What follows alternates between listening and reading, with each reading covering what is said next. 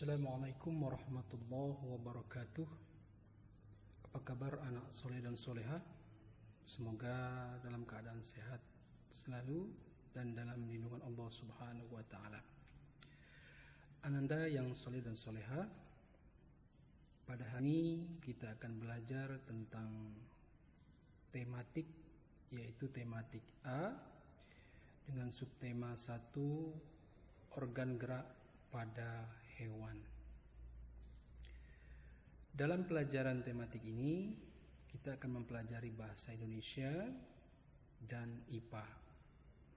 Pada pembelajaran satu ini, bahasa Indonesia, kita akan belajar tentang menentukan ide pokok dalam paragraf. Dan yang kedua, IPA itu menjelaskan organ gerak pada hewan. Yang pertama adalah bahasa Indonesia. Pelajaran bahasa Indonesia kita akan menjelaskan tentang pengertian paragraf. Ya, paragraf itu apa? Paragraf adalah kumpulan kalimat yang biasanya mempunyai satu ide pokok dan cara penulisannya sedikit menjorok ke bagian dalam atau menggunakan garis baru. Nah, itulah pengertian dari paragraf, ya. Selanjutnya, pengertian dari ide pokok. Apa itu ide pokok? Ide pokok adalah ide atau gagasan yang menjadi pokok pengembang paragraf. Maka disebut juga dengan gagasan utama atau gagasan pokok. Ide pokok terdapat di dalam kalimat utama dan setiap satu paragraf hanya ada satu ide pokok. Ya. Bagaimanakah langkah-langkah menentukan ide pokok setiap paragraf? Nah, yang pertama yang harus diperhatikan adalah bacalah paragraf dengan cermat. Ya, jangan terlalu cepat tapi dengan cermat. Yang kedua, cermati kalimat pertama hingga akhir, ya.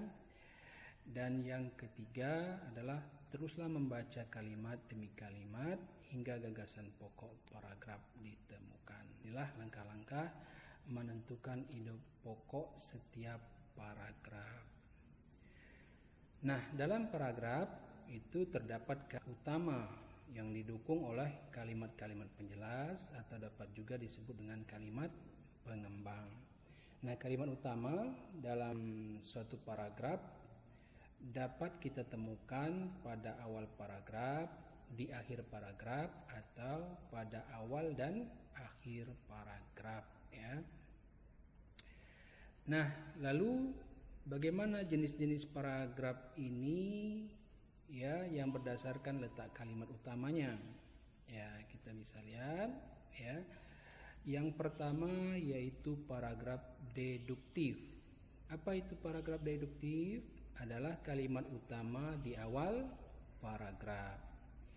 Yang kedua, paragraf induktif, yaitu kalimat utama di akhir paragraf. Artinya, kalimat utamanya itu berada di akhir paragraf.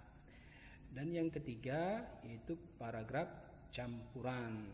Jadi kalimat utama itu di akhir dan awal paragraf.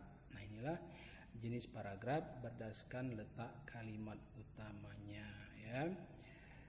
Nah, selanjutnya kita ingin membedakan antara ide pokok kalimat utama dan kalimat penjelas. Untuk itu, perhatikan paragraf ketiga teks yang berjudul Mengapa Hewan dan Manusia Bergerak, ya, berada di buku cetak halaman 3. Apa ide pokoknya?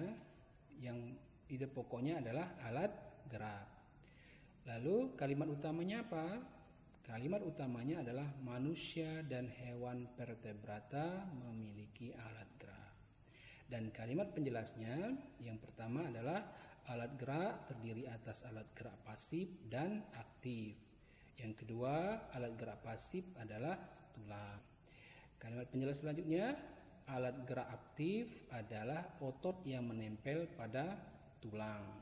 Dan selanjutnya disebut alat gerak aktif karena ototlah yang menggerakkan tulang sehingga tulang dapat gerak. Dan ini ini adalah kalimat penjelas ya.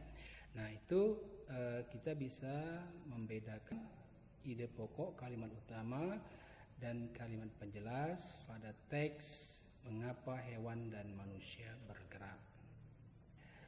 Ananda semua, selanjutnya kita akan materi tentang IPA ya. Kita lanjutkan organ gerak pada hewan. Ini bisa dilihat di halaman 4 sampai 5. Hewan memiliki alat gerak yang berbeda-beda ya. Berikut beberapa organ gerak pada hewan ya. Ya, yang pertama kita lihat adalah ikan ya. Ikan, mari kita perhatikan gambarnya. Nah, ikan ini bergerak dengan sirip. Untuk memudahkan gerak tubuh ikan diselimuti oleh sisik yang berlendir ya. Selanjutnya yaitu yang kedua, katak berudu ya. Nah, katak dan berudu ini, katak ini termasuk hewan amfibi karena saat berudu hidup di air, sedangkan saat dewasa hidup di darat ya. Saat berudu bergerak dengan cara berenang menggunakan ekor. Saat dewasa bergerak dengan cara melompat menggunakan kaki depan dan kaki belakangnya. Dan hewan yang ketiga yaitu burung ya. Burung ini menggunakan sayap untuk terbang.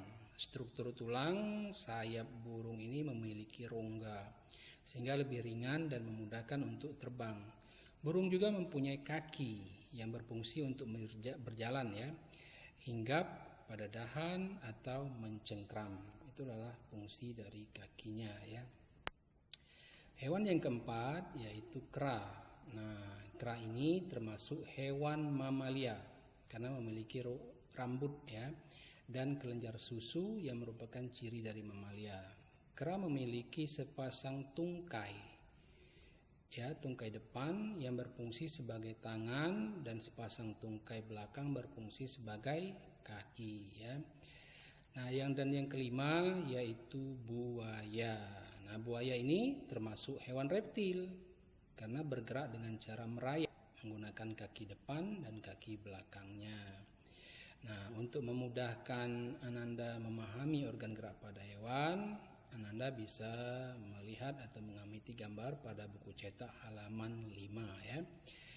Nah, itu penjelasan dari Abi berkenaan dengan bahasa Indonesia dan IPA. Nah, sekarang untuk penugasan kepada Ananda semua, Abi akan kasih tugas ya. Yang pertama, Ananda boleh tulis ya di buku tulisnya. Yang pertama, bagaimana cara penulisan paragraf. Yang kedua, bagaimana menentukan ide pokok. Dan yang ketiga, tulislah satu paragraf dengan ide pokok virus corona. Dan keempat, tuliskan 3 contoh hewan yang bergerak dengan merayap. Dan yang kelima, apa ciri hewan mamalia. Nah, inilah ya penugasan. Semoga Ananda ya bisa mengerjakannya dengan baik ya. Dan inilah yang bisa Abi sampaikan pada kesempatan ini ya. Semoga bisa dipahami oleh Ananda semua ya.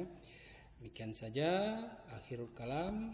Assalamualaikum warahmatullahi wabarakatuh.